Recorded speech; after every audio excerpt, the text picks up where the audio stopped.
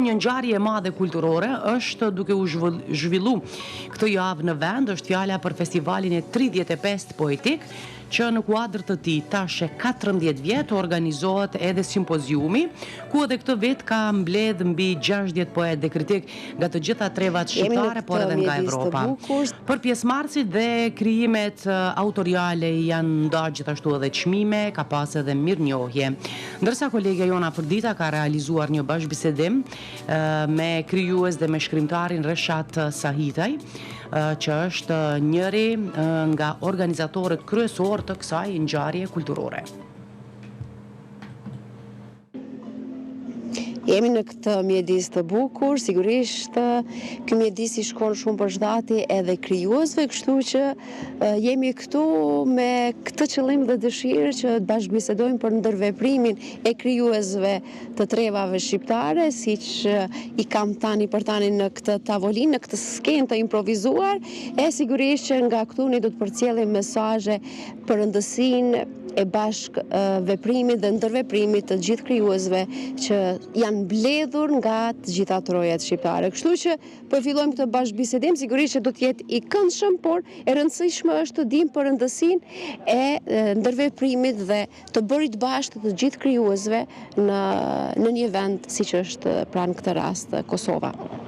Është mbi 2 dekada që jemi duke punuar, duke krijuar relacione me bashkëpunim me shkrimtarët e huaj, sidomos të evropian, dhe ato ndër shqiptarë. Domethënë është me rëndësi edhe takimet që bën ndër shqiptarë dhe takimet që bën me shkrimtarët e huaj, siç keni parë, ne kemi bërë në bibliotekën kombëtare, kemi bërë në disa vende të ndryshme, në podeve dhe shumë vende kemi qenë gjatë kësaj jave të simpoziumit e 14.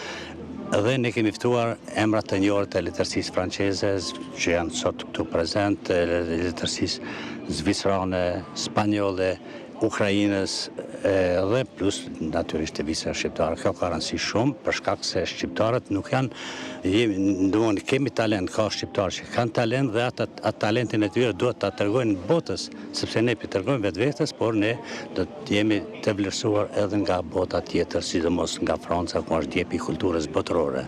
Krijuesit të vinë në Kosovë, sikurse është e rëndësishme që edhe të anët pra të dalin jashtë kufive të tyre, jo vetëm fizikisht, por edhe me krijim të rinë. Jo, kjo ka ndodhur përpara vitin e kaluar, keni parë ju që kanë shkruar gazeta Le Parisien, gazeta e njohur franceze me antologjinë të cilën kemi botuar në gjuhën frangishte në shtëpinë botuese të treta në Francë, është e treta shtëpi e madhe botuese ku kemi botuar 75 autor, 75 të drita i kemi ndezur në Paris, jo drita kështu, po drita të poezisë. 75 autor të botohen në Francë dhe të shkruajnë gazeta Le Parisien për këtë autor, të shkruajnë gazeta tjera plus për këtë autor, është një sukses i madh. Ne jemi në vazhdimsi e sipër, sepse ka 2 dekada që kemi filluar si sa më herët, dhe tani jemi në kulminacion, por dyert i kemi hapur për autorët tanë. Të rinjeve u mbetet vetëm të ndjekin këta hapa dhe sigurisht të zhvillojnë marrëdhënie, të krijojnë marrëdhënie të reja. Të rinjeve mbetet vetëm që Ministria e Kulturës t'i përkrah, natyrisht se duhet me përkrah Ministria e Kulturës, natyrisht që duhet Ministria e Kulturës me parë për me përkthyer veprat e tyre, sepse letërsia shqipe ne dim veç një grup njerëzish, domethënë jemi 3 milion, Kosovë 3 milion, Shqipëri 6 milion nuk është një popullsi e madhe, kurse në Francë ka 100 milion, për shembull francez, 100 milion francez është tjetër letërsi, ose spanjoll, për shembull, ose anglez, kanë letërsi me 100 milionshë, edhe atje vetveti del njëri mbi sipërfaqe. Prandaj kjo është përkthim, është për rëndësi që Ministria e Kulturës të përkrah talentet tanë të ri, të përkrah letërsisë siç e përkrah sportin, po sa më keni pa. Festivali është i përkrahur apo jo? Festivali natyrisht e falenderoj Ministrinë e Kulturës, patjetër falenderoj Ministrinë e Kulturës që na ka përkrahur për këtë festival. Unë dëshiroja të pyesja që është vështirë që të joshmi krijuesit vinë në Kosovë, por mbas se qenë ka dëshirë atyre madhe për të ardhur dhe për të vizituar Kosovën. Nëse lexoni gazetat e Francës para me vitin 2024, është Buki Meri, ka bërë reportazh për 27 shtetet e Evropës, në mes e 27 shtetet e Evropës ka bërë reportazh për Kosovën, për pavarësinë e Kosovës në 2008, ka bërë për luftën betejën e Kosovës që është zhvilluar 1300 sa u bë atëherë, edhe flet për letërsinë shqiptare, flet për letërsinë shqiptare për çeta poet që ne kemi përkthyer. Libri jon ka hyrë në histori. Kur flitet historia e Kosovës, flitet për poezinë e çtyne tanëve, poetëve tanë, të gjitha trojave shqiptare, sepse kemi mbledhur 75 autor, të gjitha trojave shqiptare, të Shqipërisë, të Kosovës, të Maqedonisë, të Malezi, diasporës dhe natyrisht sot domon ka hyrë në histori libri që e kemi përkthyne, ka hyrë në historinë botërore, domon flitet për Kosovën, flitet për poezinë tonë. Sa është e rëndësishme të takohen krijuesit, të takohen qytetarët e gjithë këtyre vendeve në një vend si që është Kosova dhe të ndërveprohet, të bisedohet për krijimtarinë, për poezinë. Me këtë aktivitet realisht është bërë bashkimi i shqiptarëve në një vend që meritojnë, e kanë merituar dhe do të jetë ardhmja e shqiptarisë. Këtë e ka bërë me një punë të përkushtuar, me një punë të palodhur dhe me një punë shumë serioze profesor Reshati. Dhe kam kënaqësinë që ma ka ofruar të marr pjesë edhe unë nga një vend i vogël, një pjesë e vogël e trojave shqiptare si që është Medvegja, e t'jem në këtë sofër të madhe, jo vetëm shqiptare, po edhe ndërkombëtare, si që tha profesori pak më parë. Dhe jeni vetëm nga Lugina apo ka edhe të tjerë? Jo, ka edhe të tjerë, Dhe është një dëshmi se kombi shqiptar ka tradit, ka kultur, ka punë, ka rezultate, edhe din të zgjedh cilën punë ta bëjnë në të mirën e kombit, si që është tani krijimtaria letrare dhe poetike.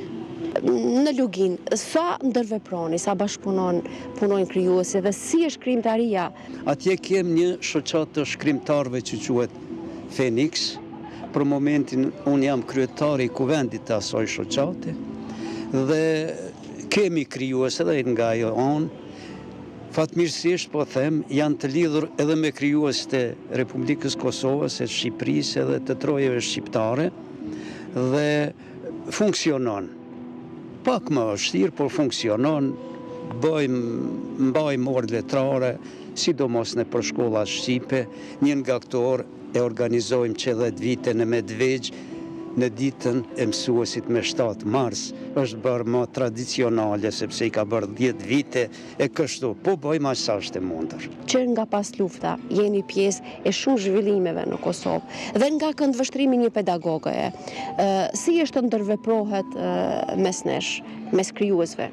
Çdo simpozium që bëhet vit mbas viti ka rëndësinë e tij dhe unë në këtë rast do doja të falenderoja zotin Reshat Sahitaj, kryetar të këtij unioni të shkrimtarëve dhe kritikëve shqiptar, sepse bën të mundur përmes këtyre simpoziumeve të bëj bashk shkrimtar, krijues dhe me autoritet në fushën e letrave, por edhe krijues të rinj. Dhe ka qenë një simpozium në fakt që i ka kapërcyer, po them, i ka kapërcyer edhe ato pritshmëritë që ne kishim në fillim. Është e rrallë të gjesh në të njëjtën kohë një autoritet me vlera në fushën e letrave që të promovoj krijuesit e rinj në këtë dimension sikurse i promovon zoti Reshat Sahitaj. Por edhe si një mundësi që neve të ndajmë përvoja që shkojnë përtej kësaj dhe të ngrem pyetje për gjërat cilat ka nevojë të marrin përgjigje në fushën e letrave dhe që në fund të fundit ndihmon që ne të zhvillojmë dhe të pasurojmë kulturën tonë veçanërisht në fushën e gjuhës. Dhe kultura jonë është e përbashkët. Shqetësim se kemi pak lexues, do të thotë që në të ardhmen do të kemi edhe pak krijues? Si është situata në Shqipëri? Sot në të gjithë botën flitet për krizën e leximit. Dhe është e njohur kjo, veçanërisht ndoshta mes gjeneratës së re, kjo ndoshta për shkak edhe të teknologjisë. Kjo sigurisht që është një sfidë e re që ndoshta Unioni e ka pasur aspekt të diskutimeve dhe këtë çështje për të bërë më të mirën e mundur, me qëllim që të gjitha gjeneratat gjithashtu, po veçanërisht të rinjt, t'i qasen librit, ta bëjnë atë pjesë të jetës së tyre, sepse nëse lexojmë sa më shumë të lexojmë, aq më shumë të ditur bëhemi, aq më shumë qytetar të angazhuar do të jemi. Tek Lugina, Preshevës, Medvegjës dhe Bujanocit, është në krizë pra libri, të rinjët kanë dëshirë të lexojnë apo jo?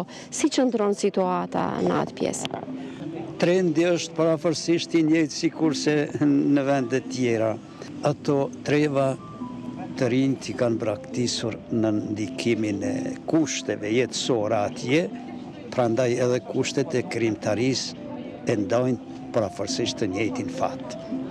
Por ka, sidomos shkollat japin rëndësi të madhe dhe kanë biblioteka shkollat, Presheva dhe Bujanovci kanë edhe biblioteka qytetare, Medvegja e ka, por me një numër shumë të vogël të librave shqip. Por po mundohemi, sidomos shkollat në këtë aspekt, po japin kontributin e vetë që leximi të zëj vendin e vetë. Simpoziume, takimet, a jenë edhe një mundësi pra që të joshën gjeneratat e reja për të qenë krijues në të ardhmen? Nuk ka vetëm të në Kosovë as Shqipëri atje, po kudo në botë ka filluar të bie ndonjë interesimi i lexuesve. Ka filluar të bie për shumë arsye, janë shumë arsye që lexuesit tanë, domthonë sidomos në Kosovë, nuk lexojnë. Janë disa arsye të ndryshme, por qëllimi jonë, qëllimi simpoziumeve që i mbajmë na, është për të afruar, për të josh lexuesit të ri, domthonë gjeneratët të reja, po mendoj për të qenë lexues të arshëm të letërsisë sonë. Është këtë ndryshe si shtatë profesoresha Valentina Qafa, që ka filluar është ndryshe me lexuar një libër nga rafti e marrësh është këtë tjetër ndjenjë, është ndjenjë psikologjike, shpirtërore, e brendshme. Mirë, po gjeneratat e reja që tash fillojnë të vinë ata bebe që kanë lindur tani, para ta ndoshta nuk do të ekzistojnë më biblioteka siç mendojmë na sot, që kemi fizike, s'ka më pas më. Ata do tani kënaqësinë që shpenim na për libra fizik që është me shekuj, tash ata kanë një këtë tjetër kënaqësi. Domthonë krijohet një gjenerat vetë jo deshëm apo s'deshëm, por na jemi nostalgjik në librin fizik se jemi krijuar të tillë, por gjeneratat e ardhshme do të krijojnë tjetër dëshirë, tjetër mënyrë për ta lexuar librin, por do ta lexojnë edhe ata, sa është këtë botë, por rënja është këtë botën, por është zhvillim e sipër që secili shtet është duke bërë çmos që të nxit gjeneratat e reja të lexojnë librin. Për këto ditë natyrisht e kemi diskutuar rreth letërsisë, rreth problemeve letërsisë që haset të ne edhe rreth letërsisë po ashtu të Francës, ata kanë probleme si na, por problemet e tyre më të vogla, më pak mirë, po edhe në Francë mungon buxheti, që është më rëndësishëm buxheti edhe në Francë ka filluar të mungojë buxheti për shoqata të ndryshme letrare. Jo vetëm të në Kosovë, por atje kanë filluar, sidomos lufta e Ukrainës i ka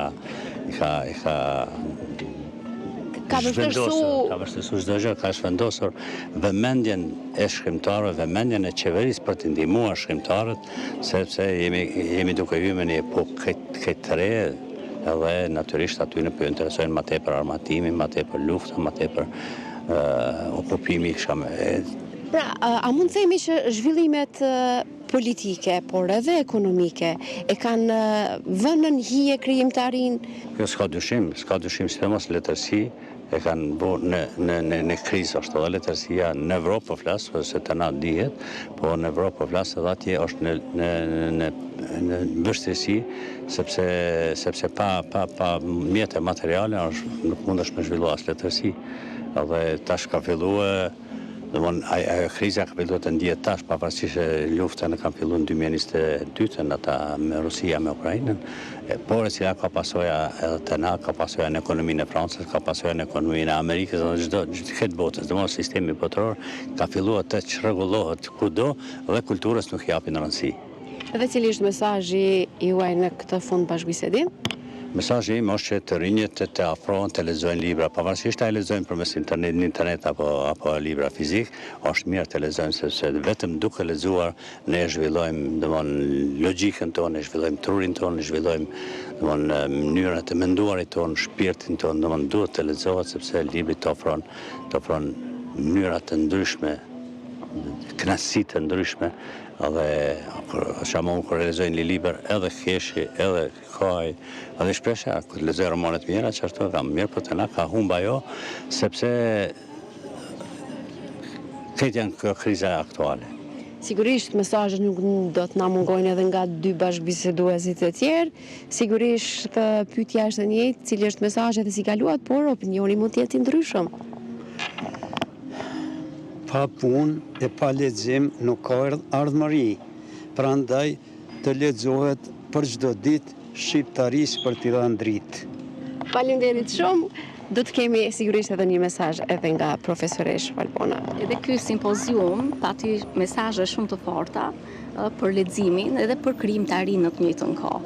Por me që u fokusuam tek leximi, rëndësia e leximit sot në ditët e sotme ka marrë, po themi, përmas globale, sepse siç e tha dhe zoti Reshat Sahitaj, në të gjithë botën sot ndihet nevoja për të nxitur të rinj, për të nxitur dhe për të rritur mundësitë që fëmijët të lexojnë.